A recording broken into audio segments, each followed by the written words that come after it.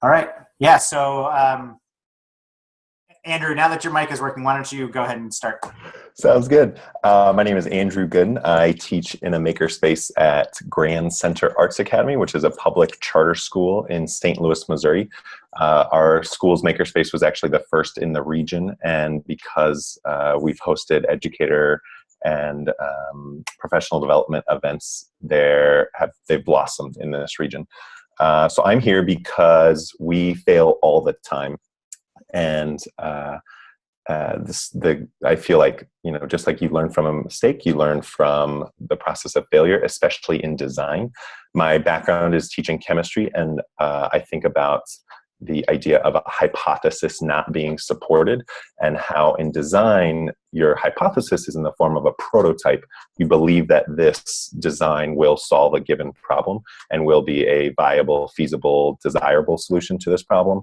And more often than not, your first rough prototype comes nowhere close to meeting, thus the failure component. But happy to be here. Look forward to learning with you. Cool.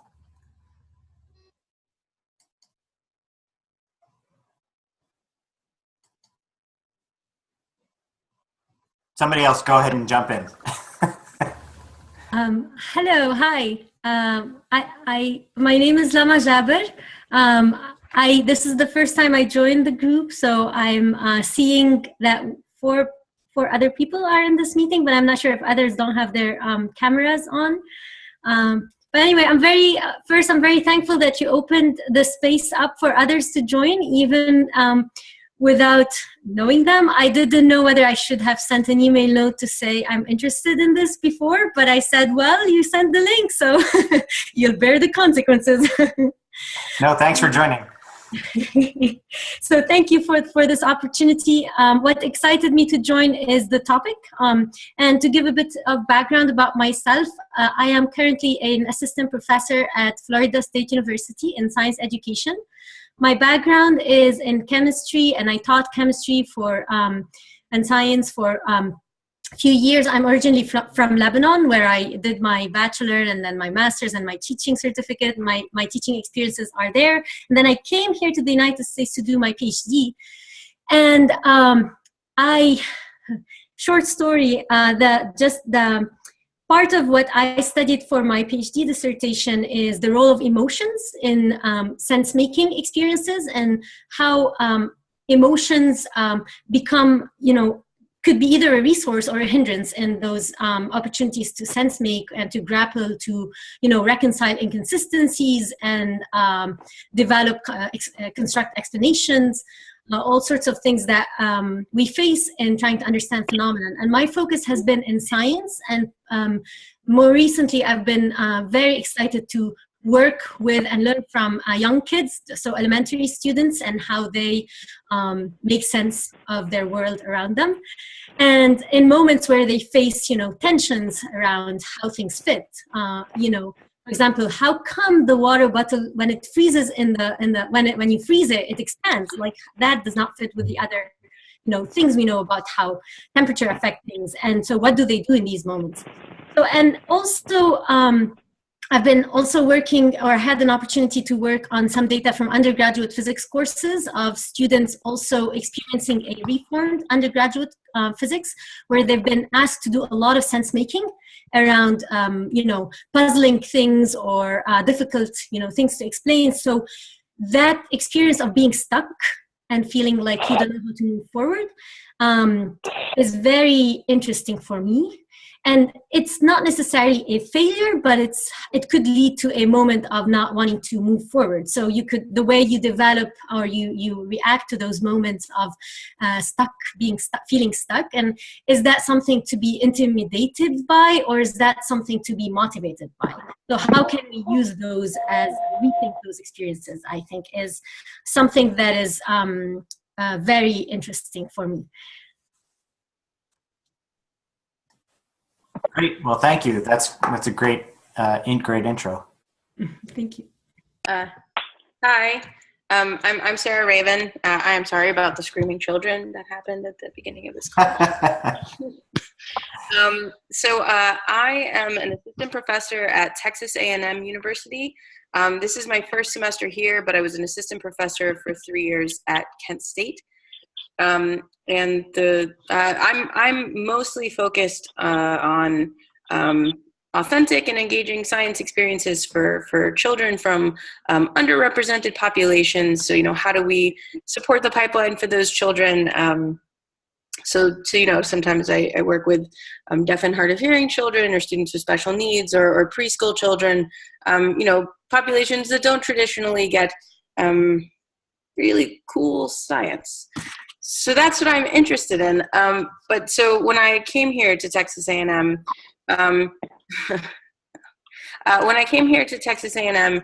I started working with a group that wanted to collaborate on, some projects and grant proposals. And we have someone from Ed Psych, we have someone from English as a second language, and then we also have somebody from industrial engineering. And we all started talking about, what does it mean to be able to stay in the STEM pipeline, right? Like what sort of characteristics does that require? What sorts of, abilities does it take beyond just STEM knowledge, right?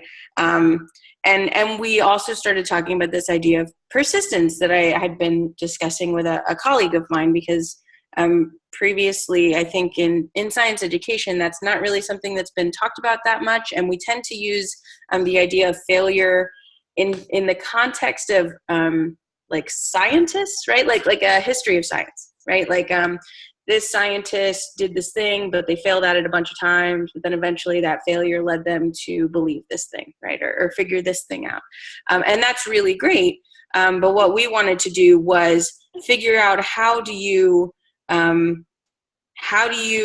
use failure in the classroom in a way that makes science more authentic and helps develop that ability to persist, right? Which we know is something really important in science, and we also know is an integral part of science. I don't know any scientist who got it right on the first try. So that is why I'm here. I'm here to figure out what you guys mean by persistence and bring that back to my group and see what other cool work people are doing. So. Hey there, I will jump in. My name is Stephanie Passman. I'm an elementary school teacher in Central Virginia in Albemarle County School District, and we've been working with making for probably about 10 years now, which is really cool because when it first came up, we kind of thought our superintendent made this whole concept up, and suddenly it's everywhere, and it's really neat to be a part of this national and really international movement. My job is a gifted resource teacher and an intervention teacher at a small school. We wear many hats, which is really cool for me because I work with every student in our school as a result of my job. Most of my job is pushing into classrooms, so I teach every class, kindergarten through 5th grade, once a week, and I collaborate with teachers a lot in a lot of making-like experiences. Sometimes they're very much with like paper and cardboard. Sometimes they're coding with Arduino or computers, 3D printing. So just kind of a whole range of different things. And what I notice the most, what I'm most interested in, is that I'm accustomed to working with students who are identified as gifted, and I'm accustomed to working with students who are not achieving benchmarks and are in need of our school's intervention. And the two of those groups, and then everyone who kind of falls in between, they come to challenges in very different ways, and they deal with failure in very different ways, and they persist in unique ways. And it's interesting to see different children have different gifts in that way, and sometimes our kids who often struggle the most are the ones who persist the most and can be real role models for other kids. So it's a fascinating thing to see, and I think it's really powerful for all types of learners and students to be experiencing that together, and different leaders rise to the top in those moments, and for classroom teachers to see the strengths of different kids in those moments as well.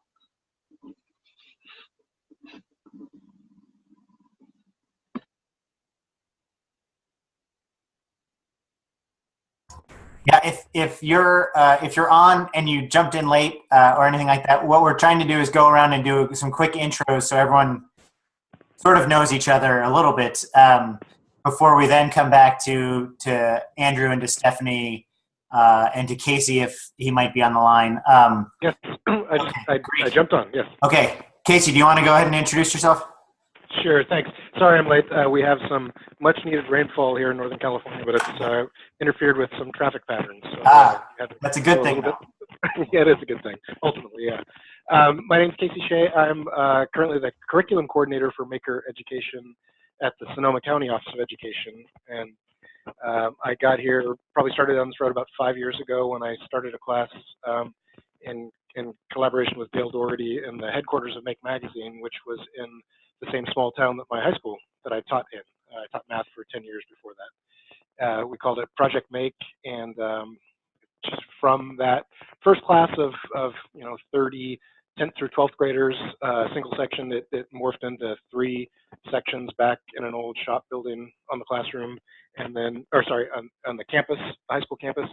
And from there, I started working part-time at the county office as people started getting wind of this new crazy thing that we were doing that had new tools and new philosophies, new ideas. My job now, back up. For the last couple of years, I worked part-time at the high school and part-time at the county, and this year is the first year I'm working full-time at the county. My job is really to help teachers K-12 and then through the Sonoma State Maker Certificate Program, not only from Sonoma County, but from really all over the country. People are coming in to try and integrate making into their classroom. And, one of the hardest things that we're finding now is having teachers give up the time.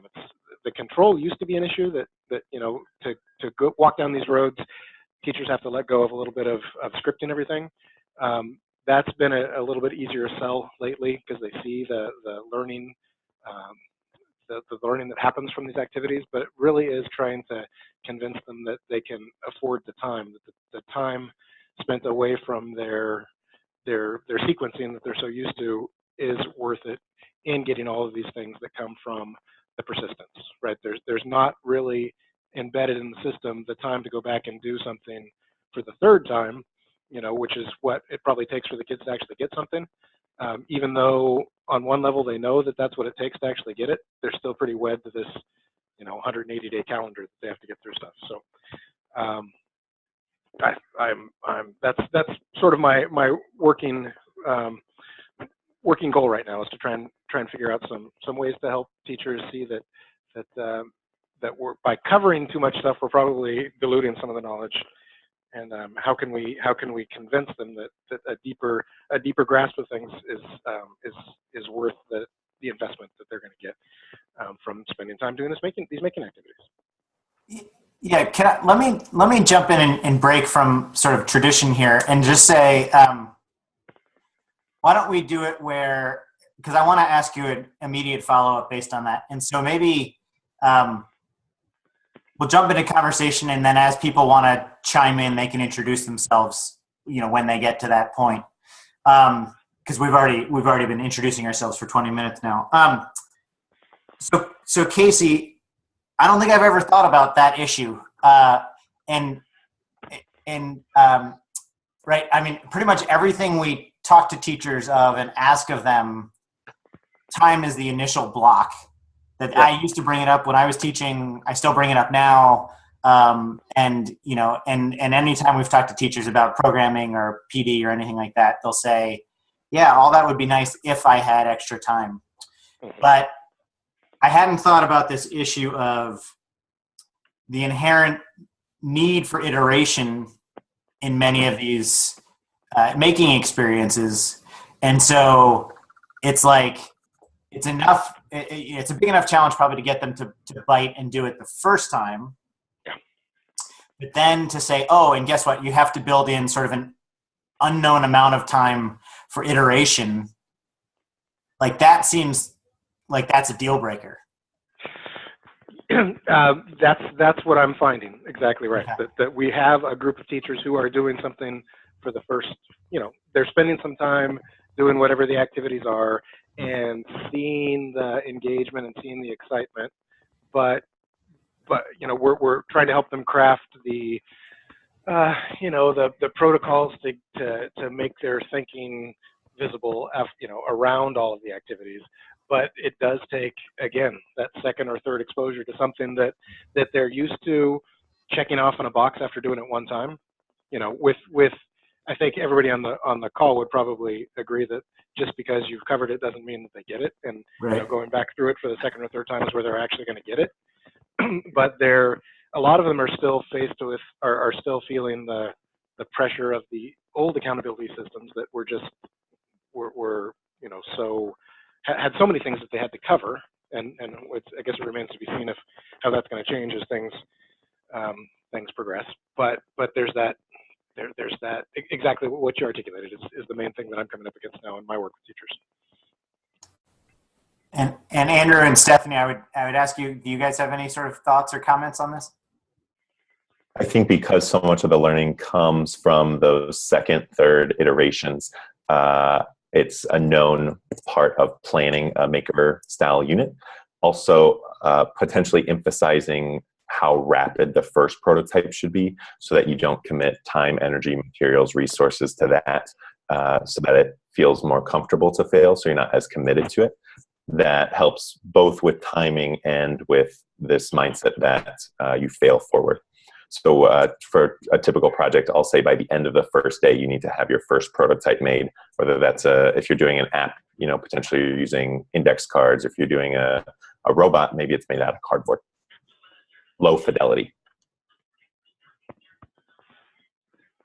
I agree, it's part of the planning. It's also a big mind shift. And as I think about leadership a lot, I think that has a powerful impact on what we allow ourselves to do. So this idea that we all as teachers have had those moments where we don't have time for this. When I think about why it's so possible in my school district, a lot of it goes back to the expectations of our superintendent and our school board and our building level principals that making is a pathway that's identified by them as a way to learning. It's an expectation of something that happens in every school in our district, in every classroom, constantly, not something separate. And when our school board has specifically said they don't want to see our test scores. That's not what they want reported back. They want to see the experiences that are happening and that are according to lifelong learner standards and competencies that we're going after. And I know that not every school district is so lucky because I've taught in other school districts, but I do really believe that as we are going after this and educating future teachers and future administrators and leaders, it's important that we celebrate those things that are important, and that's an expectation, and it's modeled in professional development and faculty meetings, and this idea of trying something that we're uncomfortable with, failing, having iterations, and that it's just part of our culture within our school systems, and then maybe it won't seem so crazy to do that within our pacing guides and our planning of those 180 days. I like that you mentioned the inclusion in PD and faculty meetings. As a staff, we've adopted a bias toward action mentality as we address school challenges. Everything from, our copy center is a mess, we need to fix this. Introducing Copy Center 1.0, which was designed after 5 people sat around, drank a cup of coffee, and figured out what to make it better. Then after testing and figuring out, wow, this did not work, continually iterating. And because we're doing it as a staff, it infuses its way down into what the students are producing. So, Andrew,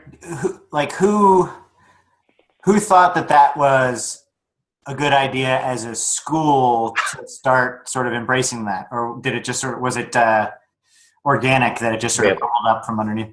It's such a good story. A student who was taking design thinking in Makerspace referred to a rough draft in an English class as a prototype, and that person is on the curriculum council and said, this method of solving problems is not only for Makerspace, but can be used for all authentic products that we do in our classroom. So then we hosted a PD about bug squashing, and educators identified a challenge that they were experiencing. This was right before winter break last year. And they left for winter break feeling really inspired that this nagging bug they had developed a prototype to solve. Everything from paper passing procedure to some teachers collaborated to make a video about how to behave in the cafeteria. So that mindset has now perpetuated itself in staff meetings. People will send around, hey, here's agenda 1.0 that I'm thinking for this meeting. Will you give me some feedback so that we can make sure we're using our time effectively? You start to see the little artifacts of design thinking and making and iteration, and you see them in the weirdest places. It's fun.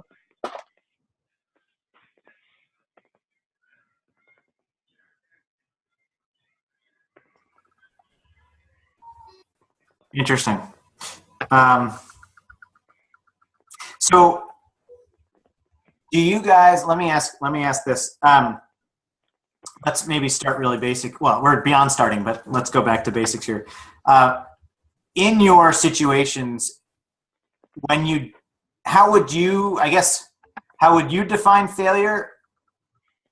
How do you define what that word means in making in your context? And then I guess a related question would be, if you don't typically use failure as a word with students who are participating in the making, then what terms do you use when talking about this with them?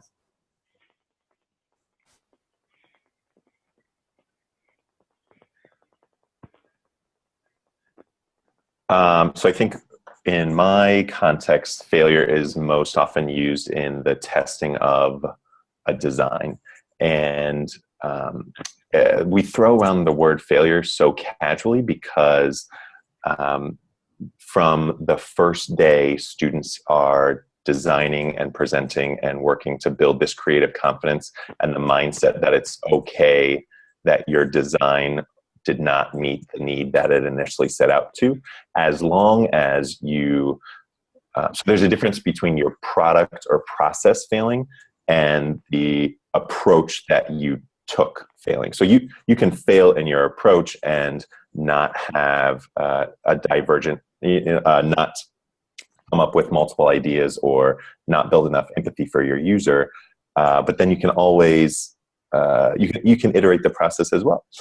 So I guess in summary, failure is always a real casual term.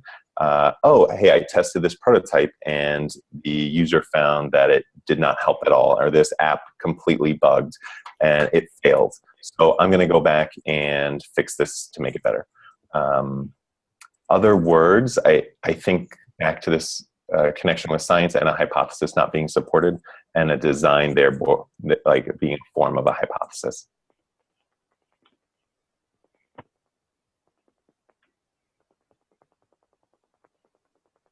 I relate to Andrew with the idea that the word failure is very casual. I've read a lot of articles. I feel like it's this hot topic right over the past few years. Like, do we use failure? Is this a bad thing? What are the connotations? And quite frankly, with the kids I work with who are age 5 to 11, they don't care about the word. I don't have to really talk about that word. They know what it means. It just comes up naturally like any other word would.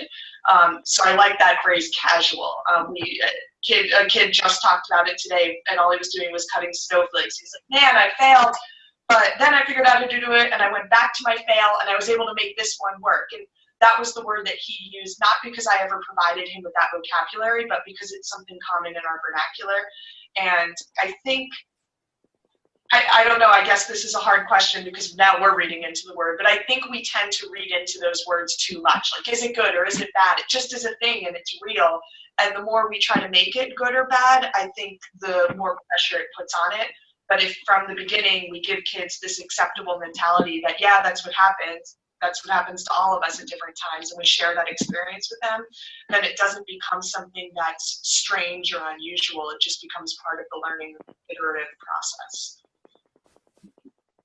Yeah, and I will say that that's one of the things that we're really trying to figure out in this is in all of those writings, we haven't seen anyone ask kids, or in any of the writings that we've seen about this, we haven't really seen anyone ask kids about how they view this, and it's just sort of been, oh, clearly this is going to be shattering to these children, and one of the reasons why we picked a target that's sort of roughly middle school, broadly defined, is that we thought that these kids are probably old enough to be able to sort of have the, the articulation that they can talk about it. And so that's one of the things, and we're sort of just getting into the process of talking to them, but we sort of want to ground truth this with them and see, do they see it as crushing? Do they see it as really a non-issue? And like you said, it's just sort of a word that they use, or is it a situation where you two have a unique experience and you've turned it into a casual use of the term, but there are a whole lot of scenarios out there, where it is this sort of life or death type issue when the word is used. Particularly, a lot of people will point to test scores or standardized testing as sort of one of the reasons why that might be the case. But that's definitely something we want to sort of investigate with the kids. What I do notice is not necessarily avoidance with the term, but maybe avoidance with the mindset of failure. What that would look like is a student not willing to begin a first attempt at a design because he or she really is afraid that her idea is not good enough to make it worthwhile. So in that context, I would definitely want to be sensitive to using the word failure. And I would refer to that as like failure avoidance behavior. On the flip side, students who are, especially in middle school, so I teach middle school and high school, and I notice that my middle school students are so willing to embrace failure, and they will create the lowest quality prototype just to get their idea communicated effectively and get it tested. One phrase that's worked a lot with teachers that I work with is the idea of works in progress, that everything's a work in progress until a final iteration, so that we're not, I'm giving you something that I know is not complete, and that mindset is sort of boiled up into other topics where it wasn't what the teacher had anticipated. I'm not thinking of the specific context at this point, but that idea of work in progress is something that seems to resonate with a lot of our kids.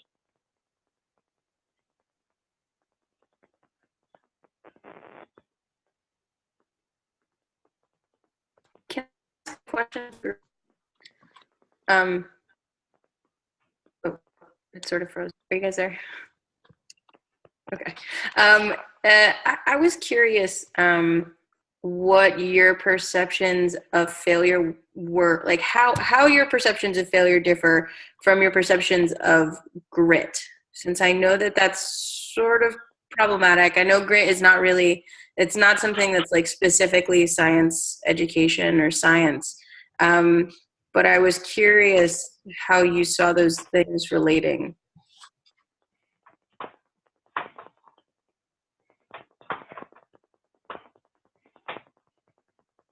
Yeah, there's been such debate over the word grit, and from day one in the makerspace, we had this poster that said, I demonstrated grit today by, and then students can, if there was a fabulous failure, students could write it on a Post-it note and stick it up next to that sign, and it would collect.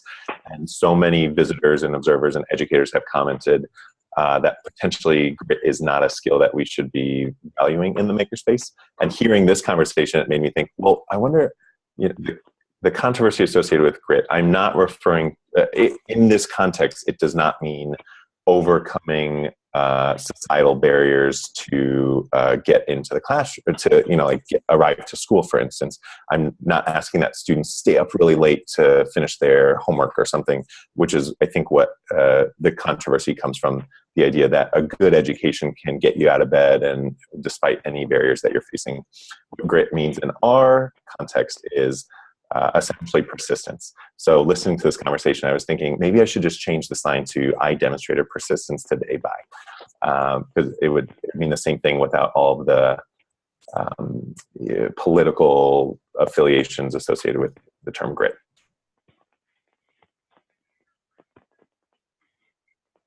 I think that's fair. I mean, I agree. Like it's, I do think grit, the problem with it is there is this sort of mentality of, pull yourself up by your bootstraps, and if you can't do that, then it's your fault.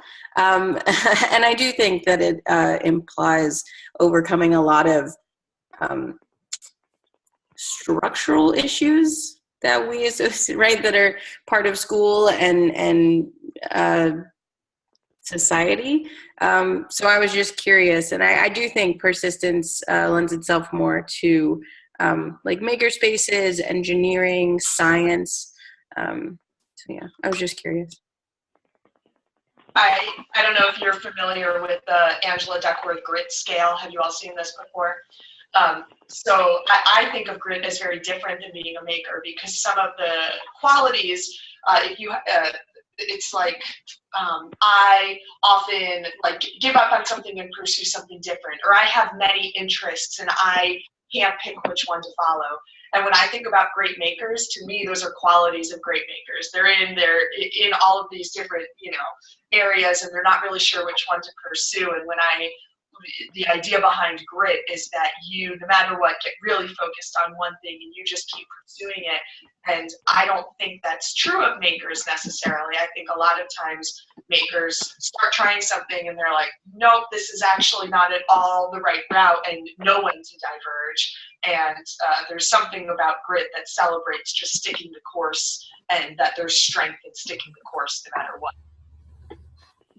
That's a really interesting point, right? That, I mean, you could potentially, if you follow that out, you could potentially argue that grit is going to sort of make you dead end more frequently, because you're just going to sort of keep trying to push through something that might not ever really succeed, or might not be the most efficient success. Whereas if you've got at least some amount of giving up, and flexibility or willingness to be fluid and dynamic, then you're willing to maybe jump ship into something else. It's like, it's got to be sort of the right mix, so to speak, of like, you want to stick with the general goal, maybe, but the approach, so there's sort of grit or persistence in that. But the actual technical stuff, maybe you're willing to change the type of, programming you're doing, or the type of board you're using, or the design or something, to still get to that end goal. I'm thinking about the mic problems that I had at the beginning of this conference call. And okay, so solution number one was to install the update for this software. Didn't work. Solution number two was to check all of my other programs to make sure they weren't running. Didn't work. Solution number three was, you probably didn't realize this, but I attempted to dial in using Google Hangouts and then call, and that also didn't work. So then I had it ready on the last solution would be like to dial in with my phone and not do video, but a restart happened to work. So I want students to leave the makerspace.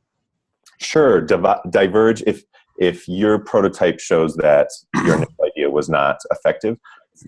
By all means, please diverge. I don't think that is associated with how gritty you are as a person, but I really want to see a relentless pursuit of solving that problem, or of solving all problem, even if it means that after testing you realize, oh, this isn't the problem that I need to be solving.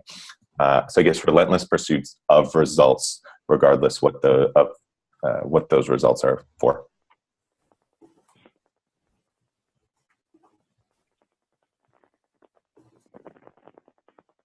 I just want to jump in to say, I think that's an interesting distinction, right, between what is the persistence directed towards? Is it so you could be flexible with regards to the means, but then you have a pursuit or something, an end point that you're hoping, or a result pursuit, an understanding, a product, something that you're after. So if you direct that energy towards that, rather than necessarily to the strategies or the pathways, and then developing a sense of flexibility and humility to say, look, this is not working, but that doesn't mean necessarily I have yet to give up the end goal or the result, but I might want to rethink my pathway, my strategies, or my but that's, as I say it, I feel like I'm also challenging myself as I think about it, because there's thin line, right, between understanding those distinctions between pathways and what is the pursuit, because sometimes part of it becomes it's hard to distinguish those two. And the other thing is that I'm wondering about is what does it mean to develop an understanding for oneself of when is it okay to say I'm going to let go of something without really letting go of the larger goal, like kind of understanding that I'm compromising some aspect, but I'm not really this notion of relentlessness, like I'm not really letting go of the larger goal. And how do students come to realize those distinctions? So it's a question that I have.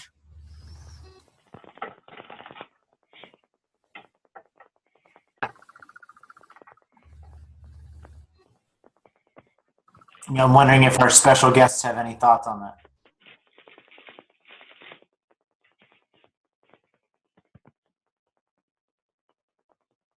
I think the way students, that's a fantastic question. How do students realize the distinction?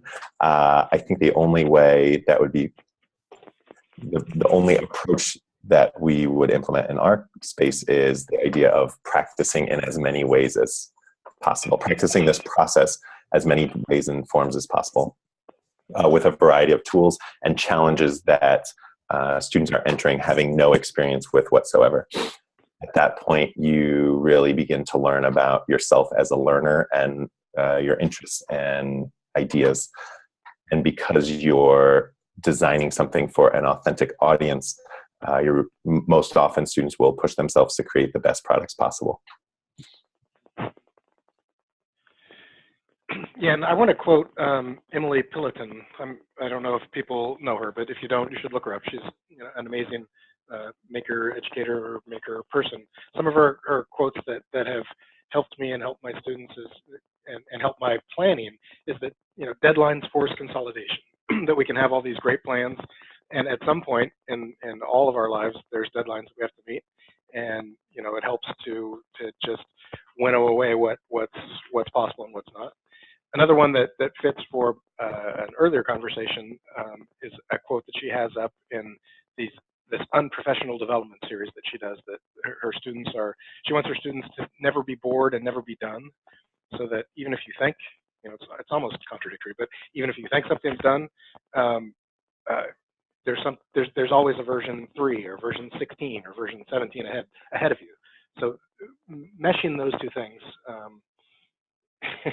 in the proper context seems to work in my field.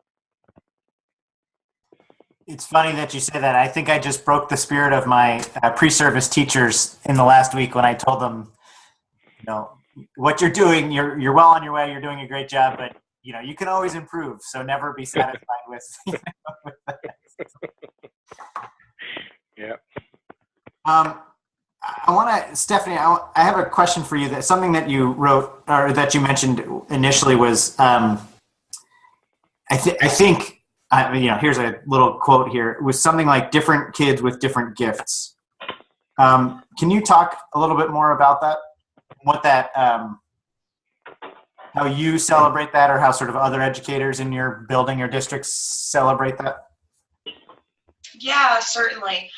I think a beauty of making is this return to the celebration of like career and technical ed courses, especially in the middle and high school. So our engineering or material sciences or design courses, like our traditional looking shop classes, have changed very much to maker type studios. And if you think about the kids who often end up in those classes, they aren't the kids who are taking AP classes. They aren't probably the kids who are necessarily heading to college. And suddenly their skills become very valuable. And when I'm thinking specifically about the middle and high schools in our school district, I know that there's been a huge push for collaboration between those CTE teachers with our AP Calc teachers or our biology teachers or physics teachers.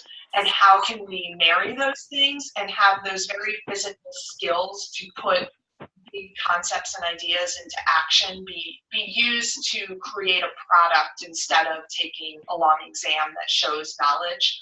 And as a result, those kids who are really good with their hands, really good at the application of the math and the measurement, even if they don't realize that's what they're doing, they become leaders for these other students who excel in different ways. So that's something that we are very intentionally creating with overlapping courses and collaboration in middle and high schools in our district. But in the elementary school, I see it all of the time. I think that my identified gifted students are more often than not the ones to start crying very quickly. They're very accustomed to getting things right and to knowing things immediately. They want a path of do number one, do number two, do number three, and then I'll be successful. And they're accustomed to that.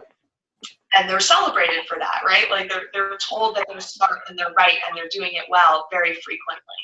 And so when we go into these situations where there isn't a right answer or you're solving an open-ended problem, you're going through this design thinking process where you have to consider a bunch of variables for what makes sense and then make something that brings it all together. A lot of times our kids who are accustomed to struggling and accustomed to not getting things right away are the ones who are able to persist and attack those problems in more creative ways because they're not thinking I need the one solution. They're just thinking about something awesome that will solve the problem or meet the needs of the user, whatever it is. And that, as a teacher, I can often point to when kids are struggling, go over to that kid seems to have figured this out. And the experts that we're able to raise up are not necessarily the experts that we raise up when we're teaching kids how to subtract with carrying, right? It's a different skill set. It's a different group of people who are persisting in. And it's not only powerful for the students, but my job is always collaborating with teachers. So the classroom teacher is always there with me. And it's always interesting conversations with the classroom teacher to point out to them and just say, did you notice this? Did you see what this student did? Instead of that student always being the one who's struggling. So I think that everybody has an altered mindset about different kids when they see them in non-traditional academic environments. And I would just ask for Casey and Andrew, what are your thoughts about that? Or your experiences?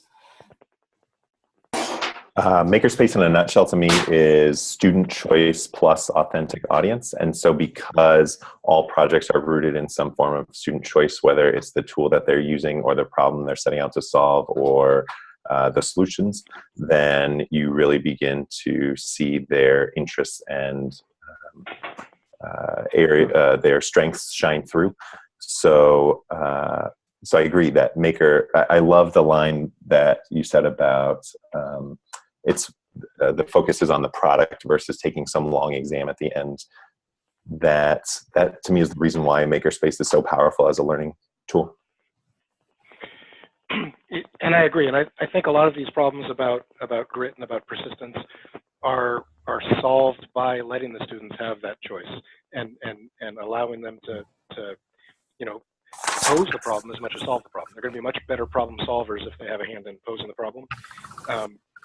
So I think the fact that we do those when it's done right in the Makerspace invites and to a degree more than in any other type of delivering instruction I've seen is it invites kids who may be the ones that sit in the background of a regular classroom. Because when I was teaching the make class and the math class at the same time, I'd have overlapping kids, and they were completely different kids when they were obviously up and moving and showing their knowledge in different ways. So that part of problem posing is the huge piece that doesn't get done often enough that making it allows. I think this idea of student choice and buy-in is so valuable and can't be overlooked. A lot of times teachers will say to me that they're frustrated with kids who didn't get a problem right the first time and don't want to try. And you look at that worksheet, that piece of paper, I'm like, why would they want to try this again? Like, who the heck cares? What does it mean to them? And it's that old mindset of the kid should just want to please the teacher. This is what's given to them, so they should do it until they figure it out.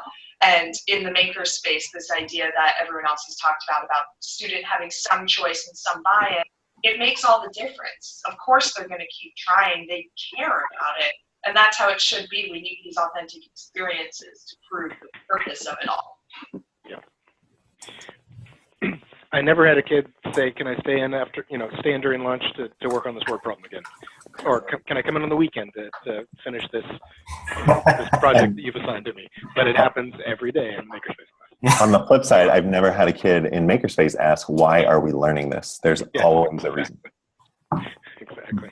I was just going to ask because, so I'm Alice, I work at the Science Museum in Minnesota, and I'm working with Adam and Andrew on this grant. And so as part of the grant, we're looking at different environments. So Science Museum is sort of after school setting, and then formal schools. And, one of the things we've really been noticing and talking about is that some activities or projects or programs or experiences that are termed maker really are not, the problem is set by the educator, the leader, the program, not the child, right?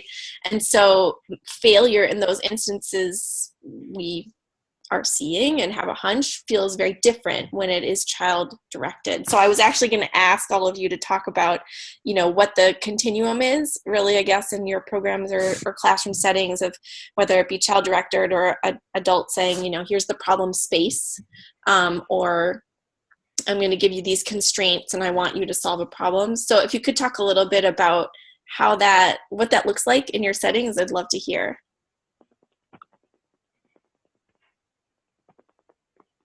Sure. I teach grades 6 through 12. So if I'm a 6th grader taking a Makerspace class for the first time, the first 3 challenges that I will participate in, the challenge, or the problem and the user are defined by me, the teacher.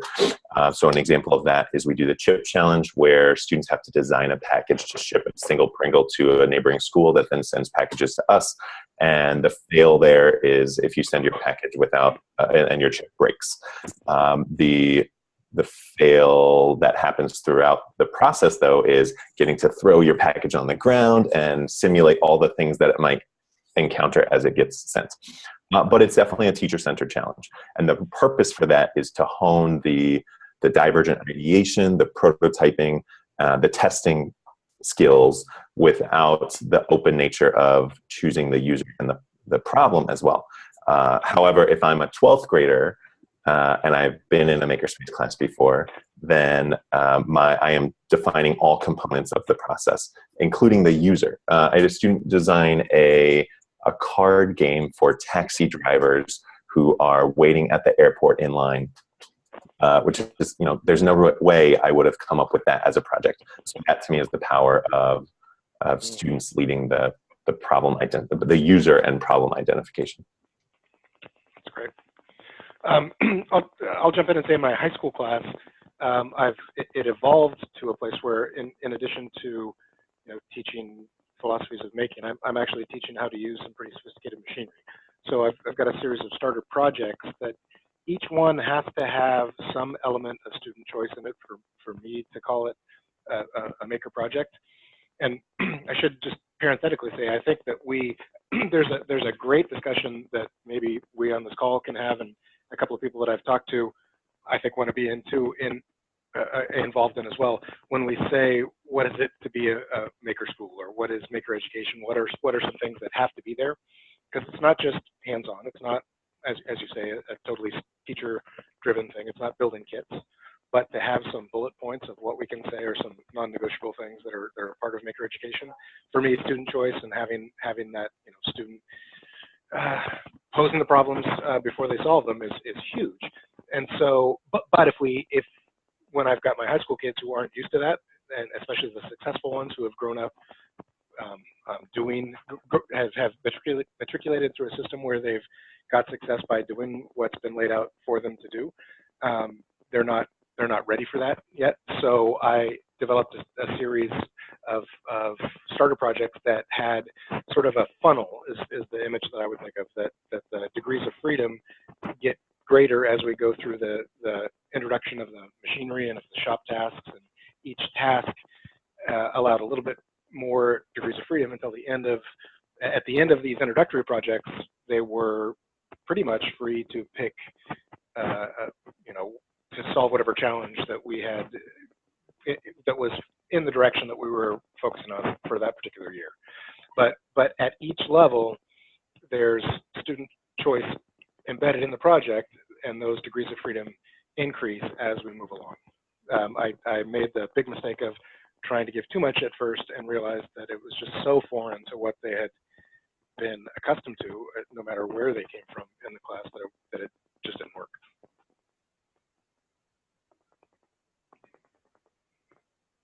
This is making me think about the book Invent to Learn. You're familiar with that, Gary Sager and Sylvia Martinez.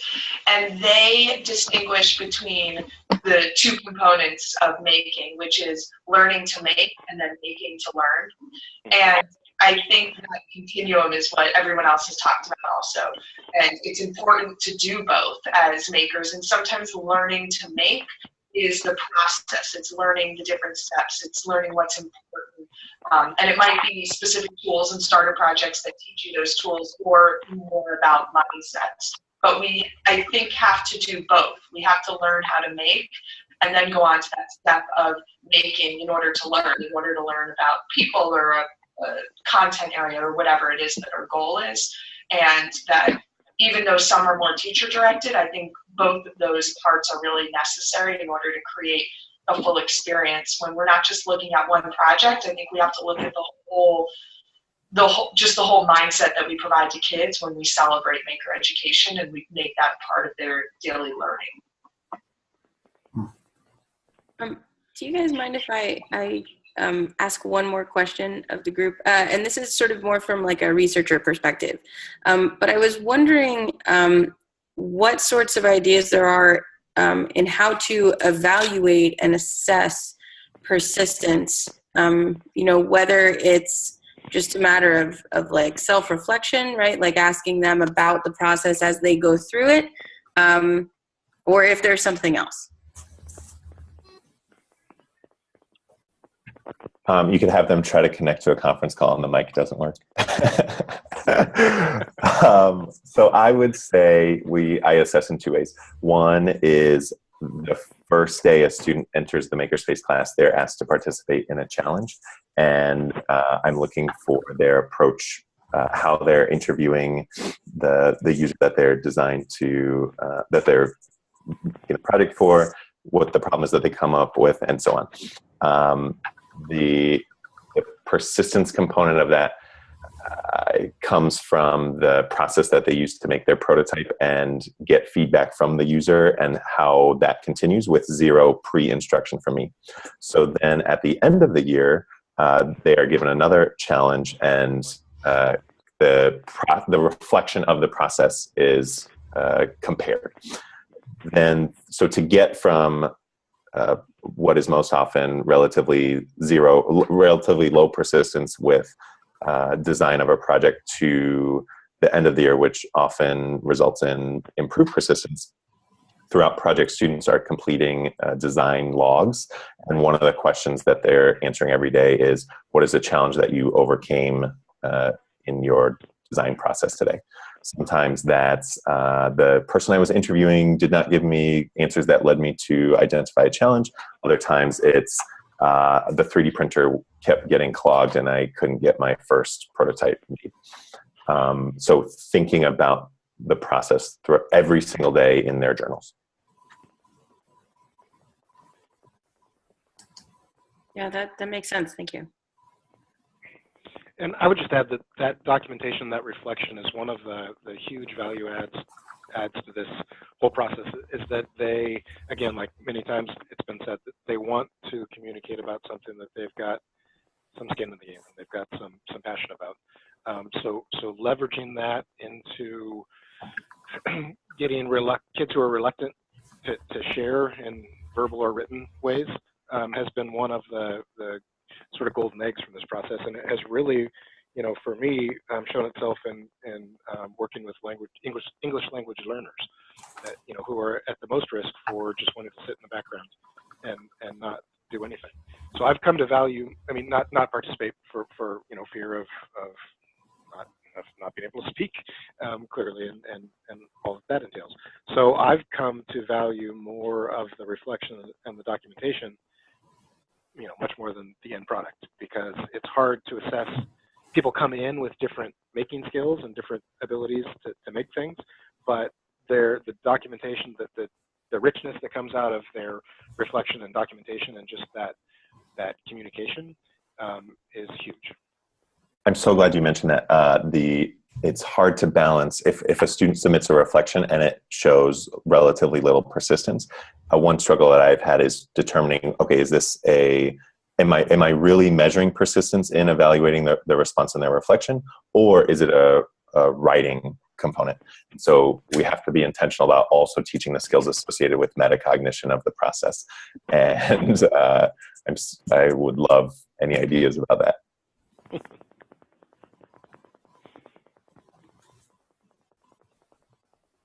Hello, everyone. I'm sorry, I was late for 15 minutes, so I missed the introduction. So I'm going to skip that part, but I'm just going to have a quick question. For those students who are not actually in the program or who are quitting later on, do you also ask them any questions about their failure aspect? Or do you ask them, like, challenges? And if so, what are the main, problems that they are quitting from the program? Hi, I'm not trying to interrupt, but I do have to go. I just wanted to thank everybody for speaking with me and letting me join this call. So. Sure. Thank you. Thanks.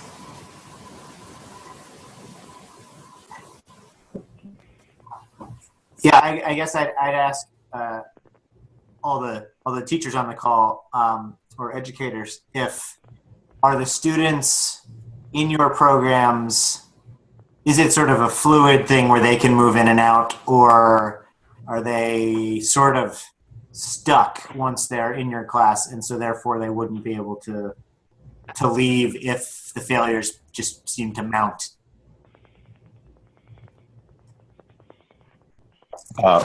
We've had two models in the lifespan of the Makerspace. One was a library model where students could come before school, after school, during study hall, and that was completely open-ended.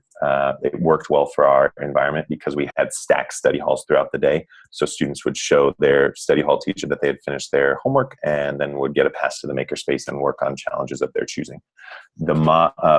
Students were loving that so much that they demanded they start coming to Makerspace as a regular part of their day. So we piloted with one class the first year and then 2 additional classes, and now we're at a full course load of 5 classes. Due to the nature and structure of school, if a student is in a class, then the student stays in the class for the semester or the year. I guess I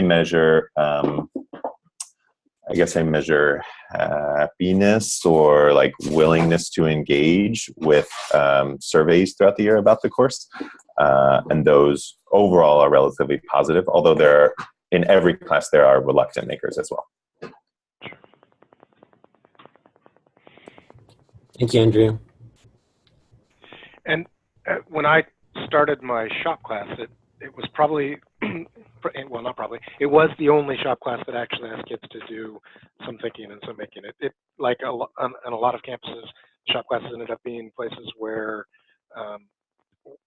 kids just filled in their schedules, or people knew that they could go to sort of hide out and maybe do a little bit of work. So from coming from a academic background and seeing what I believe is the power of integrating this stuff into core curriculum, I asked them to do things in my shop class that would interface with their social studies class or their English class or their math class or science class. And that was, I lost a few kids the first couple of years by actually asking them to treat this as an academic class. By the time, last year when my last classes before I left to do this job, the expectation was more known, and it was just starting to build to where we were actually getting some of the integrated projects and really getting the teachers in those other core areas excited about doing the Makerspace, using the Makerspace for their projects. But in some of the exit interviewing that I was able to do, excuse me, that was part of the feedback that I heard, is that I didn't expect to have to do writing in this class, or I didn't want to do this in this class. So I don't know if that's transferable to anybody else's experience, but that's a hurdle that a lot of people who are doing something in a traditional shop room are going to have to overcome. Definitely agree with that sentiment of the reluctant writers. One thing that has slightly helped with that is the idea that when they're writing, they're also writing to publish it on a portfolio. So it goes beyond just my eyes. That to me, just that simple switch, switching to where all students create a portfolio has really helped the quality of writing. Absolutely, and I'll just tag on to say that I've had kids who have, we've had some blogs that have, gotten some attention because of whatever mentions from people, and to see the recognition in a kid's eyes when one of his 3D models got downloaded and made, 1,500 times, that wow, my work has value that's beyond what's going on in this room. That's a huge motivator for kids. In Albemarle County, in our high school, some of our schools have partnered with MakerEd as part of their portfolio initiative. And something that we've talked about a lot with colleagues in the high school is that they are still reluctant, even though they're doing these portfolios, because they don't yet quite understand the purpose of these portfolios.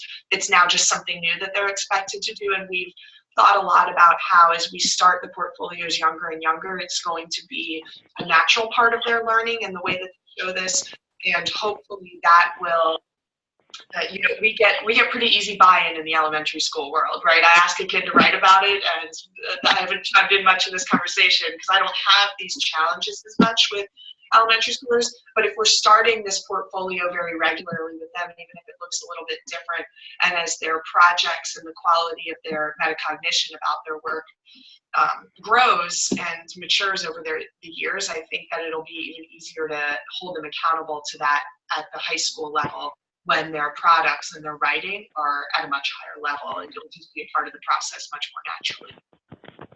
I agree.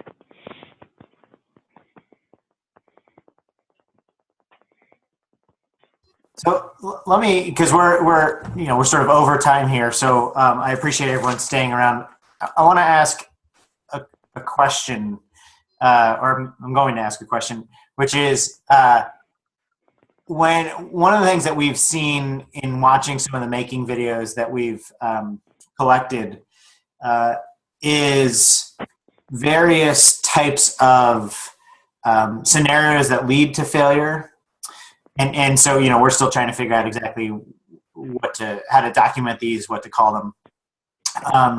And then quite a range of educator responses to those events, being anything from no response because they didn't hear the kid saying that, this isn't working or whatever, or complaining, to and I don't know the spectrum that I'm drawing, but sort of maybe the other end of this is a response where the educators will essentially take the project over and then sort of fix it and then give it back. And then even that looks somewhat different, right? Like sometimes they're dialoguing the whole time and they're telling them what they're doing and informing them. And other times it's essentially like, oh, give me this. And they take it and they fix it and they sort of hand it back and then they move on to maybe the next problem that they've got to work on.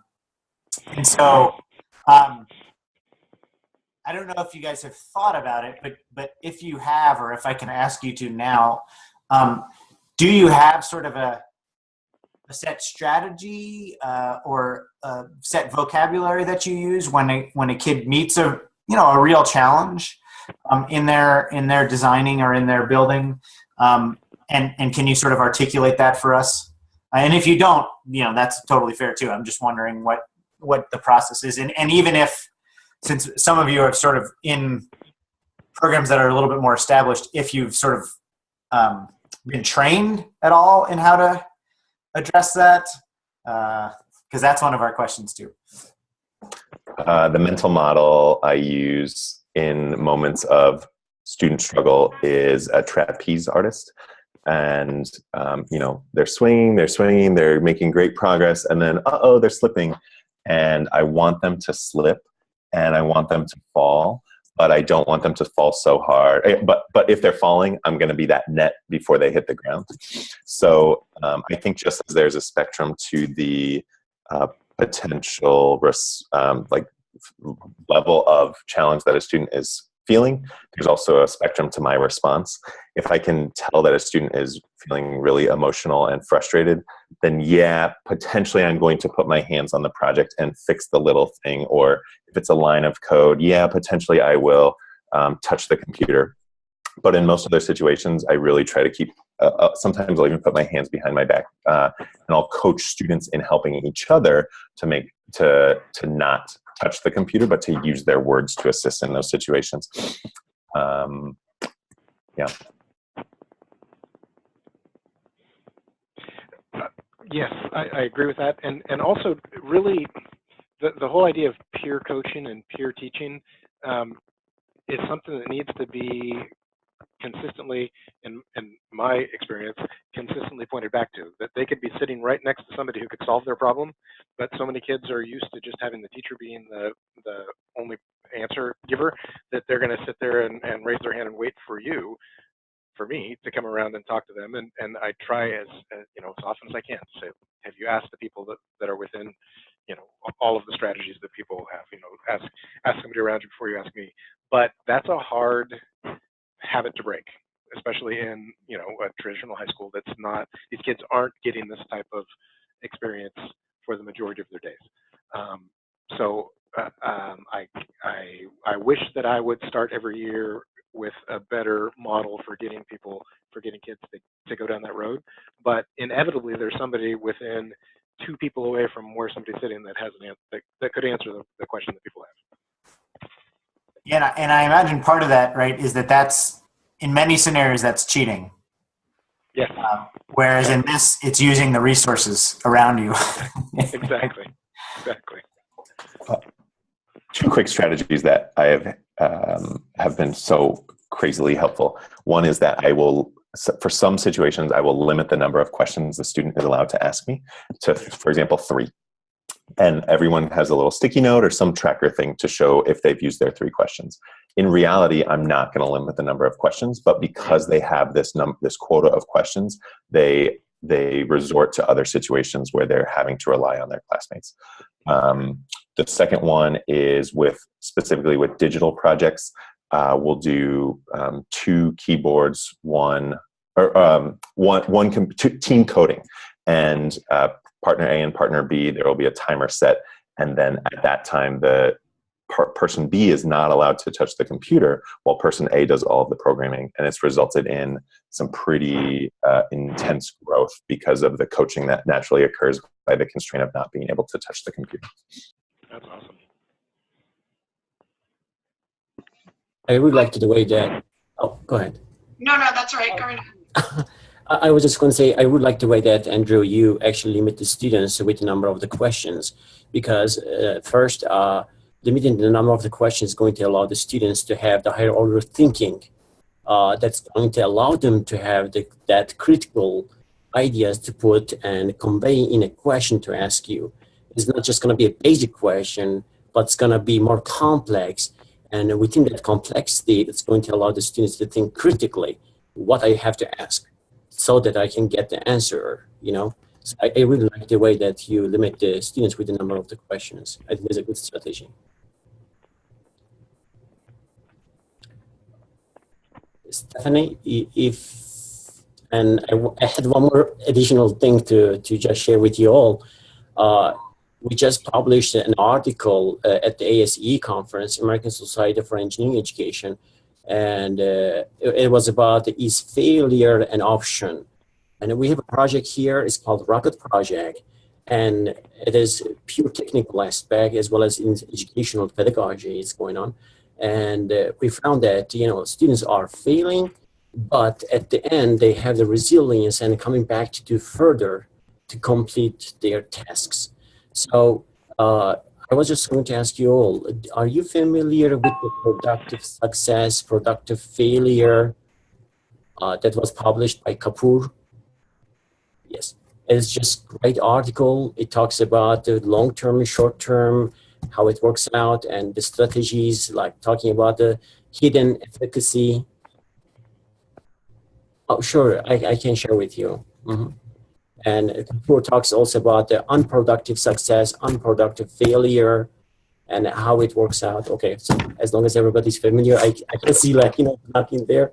I'm happy that everybody knows about that. Yeah, and we're you know, we're actively trying to think about. My cam works. Hey. Hi. Hello. Hi. We're actively trying to think about how to sort of map that onto some of this, and that's in one way sort of an end goal of this project, and hopefully not a dream, but this notion of you know, using some of the ideas that Andrew or Stephanie or Casey were talking about, some of these starter projects maybe, you know, are there ways to essentially ensure failure, but with the goal in mind of sort of leading to developing persistence strategies?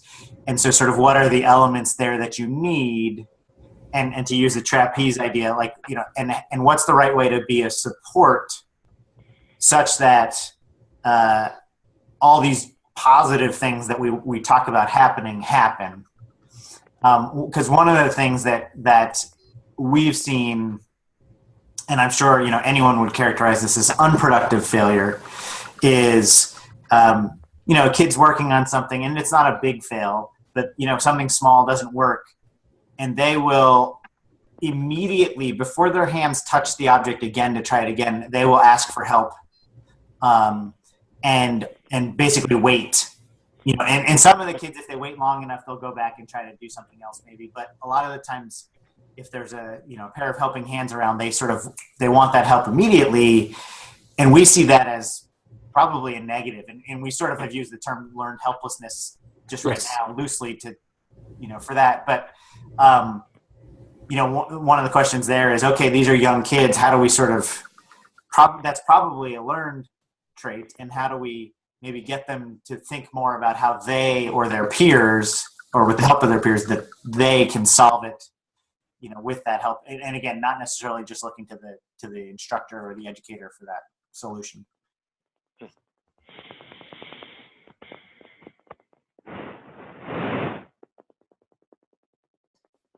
I just want to give a plug to some of the activities and the projects that are put out by the Tinkering Studio from the Exploratorium in San Francisco.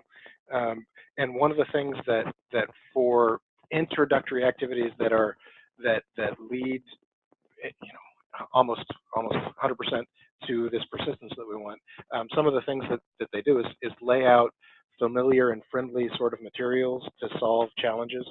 So the easiest ones to see success in is a marble machine or the wind tube.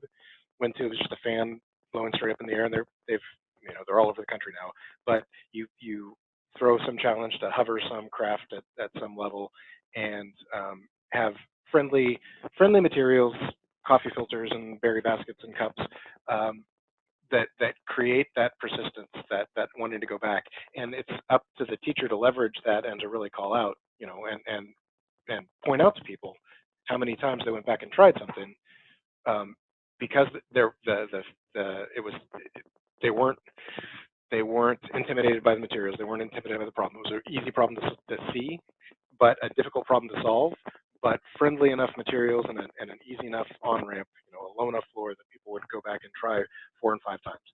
So I love having a simple entry-level task that I can point back to when things get tougher, but I'm still wanting to see the same mindset happen. Remember that time when you went back 10 times to change the coffee filter, to, you know, clip a little bit off the coffee filter to do whatever the task was? Those sort of entry-level tasks that we can point back to has been a model in math classes or making classes throughout my career.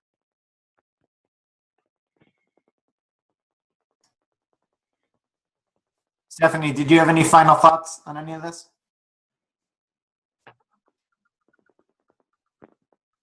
I was just thinking in the last question that you had asked about how the thing I say most commonly is we're talking about how we respond to kids and help them in those moments and sort of take over, don't take over.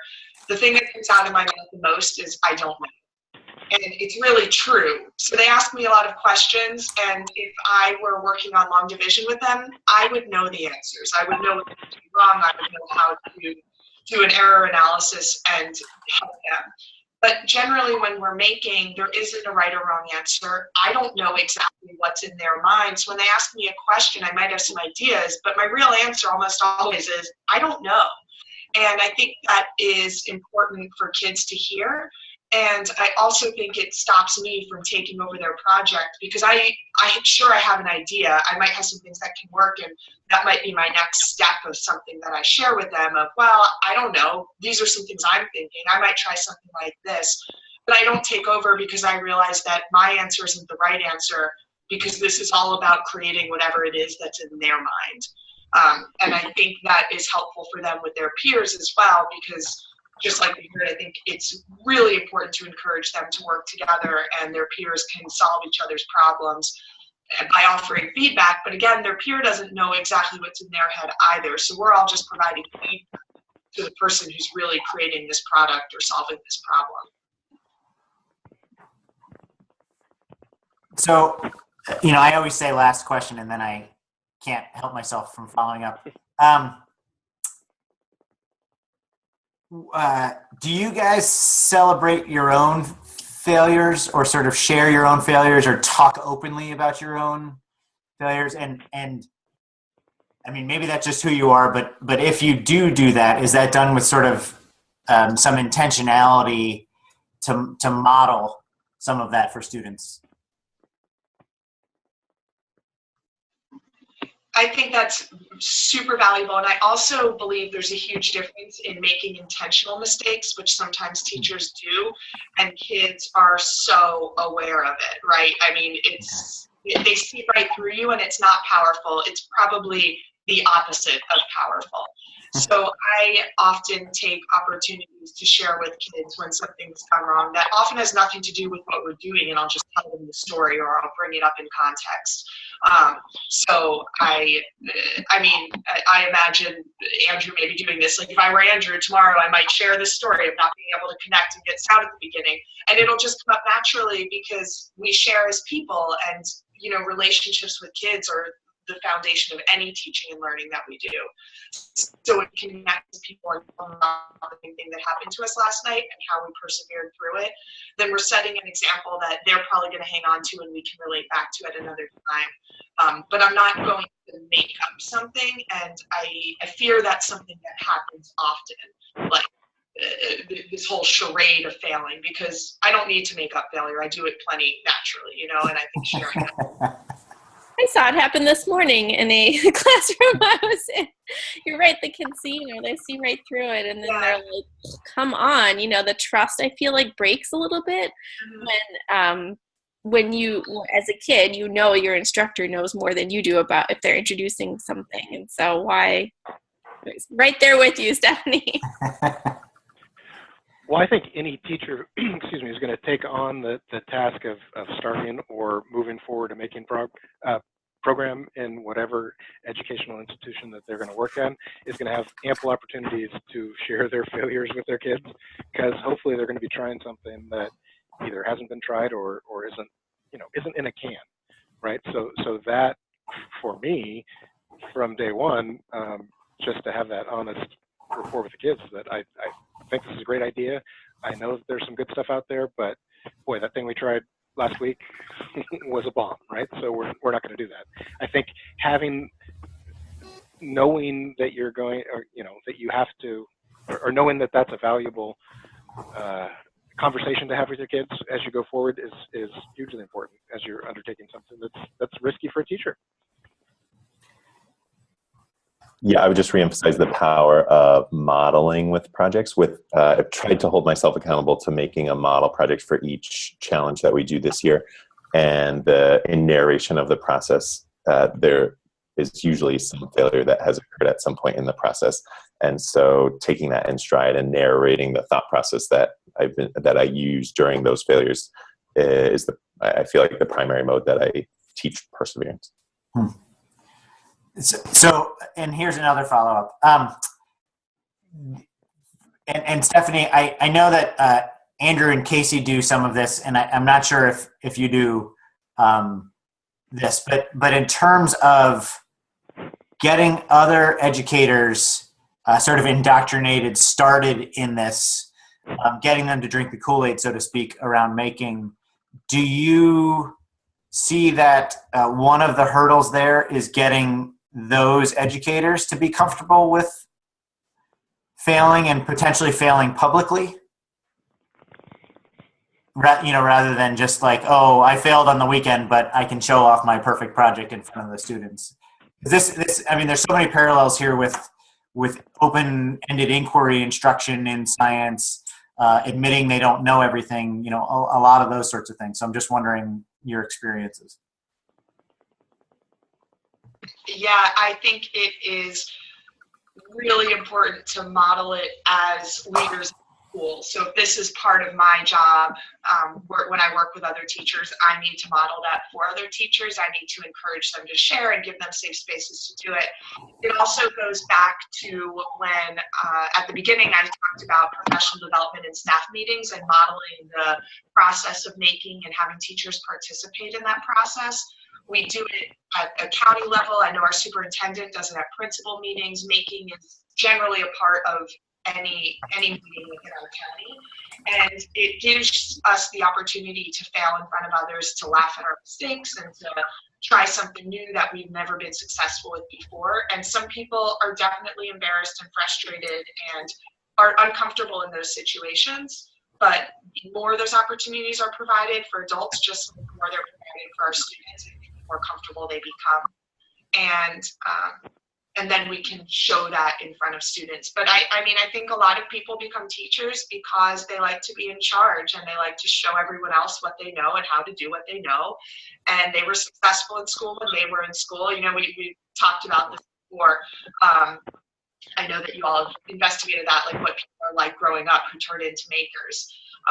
And it's definitely a mindset shift. And I think about, someone had mentioned Dale Doherty, and he was in Albemarle a few years ago, and he said, "You are what you celebrate." And I'll never forget that he said that, because it reminds me all the time about the things that we celebrate. So instead of celebrating the perfect product that someone did over the weekend, even among our staff members, can we celebrate when we tried something, when we stepped outside of our comfort zone? And if we're celebrating that with our teachers in teacher time and staff meetings and PD and whatnot, then hopefully that transfers to them celebrating that with their students as well. Can I add just one little add-on to making a model for students and providing comfort for teachers and not necessarily being the experts, is that I've come to try and encourage teachers to make their model intentionally flawed. So like a shabby example is what we talk about, for a couple of reasons. So it doesn't intimidate the kids who don't know what they want to do. And especially for middle school and older kids, it leverages that fact that they know everything, right? So that they can have a jumping off point to do version 2. So the teachers, my model is the shabby example that is the quick first version that I want kids to go for version 1.1. And that has seemed to lower some anxiety for teachers in needing the teachers that need to be the expert on everything. My line for my class is that I feel like I'm a failure if I can answer all your questions after the first or second quarter. Right? I want to be able to not answer your questions, otherwise I haven't done my job right in preparing you to take on challenges that are appropriate. Interesting.